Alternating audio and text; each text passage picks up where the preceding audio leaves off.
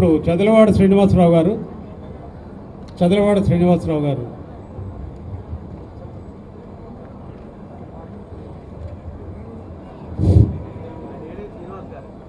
అందరికీ నమస్కారం.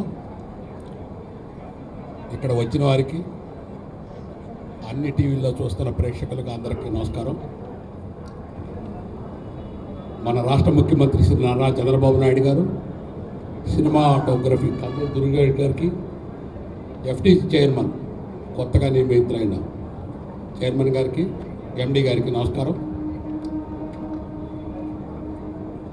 ఈరోజు కృష్ణానది శ్రీ కనకదుర్గమ్మ వారి పాదాల చెంత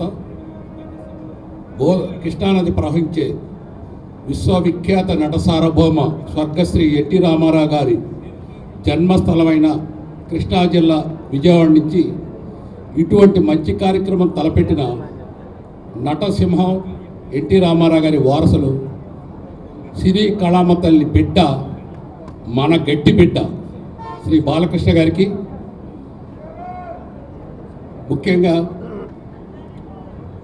ఈ సందర్భంగా మీ అందరికీ తెలియజేస్తుంది ఏంటంటే, నేను మా అనురాధ ఫిల్మ్స్ బ్యానర్లో ఇమీడియట్గా అనురాధ ఫిల్మ్ స్టూడియోస్ అనేది ఒక పెద్ద స్టూడియో అమరావతిలో కడతాం.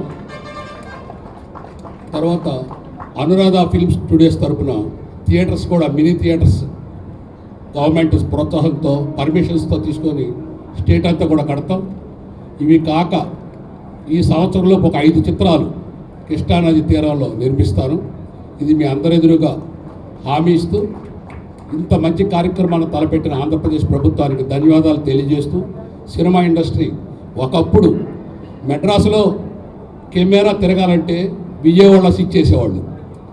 అట్లాంటి రోజులు మళ్ళీ విజయవాడ సినిమా ఇండస్ట్రీకి, భారతదేశానికే ఒక గర్వకారణమైన గడ్డగా మారాలని మనస్ఫూర్తిగా భగవంతుడిని, స్వర్గంలో ఎన్టీ రామారావు గారిని కోరుకుంటూ సెలవు తీసుకుంటాం. Thank you.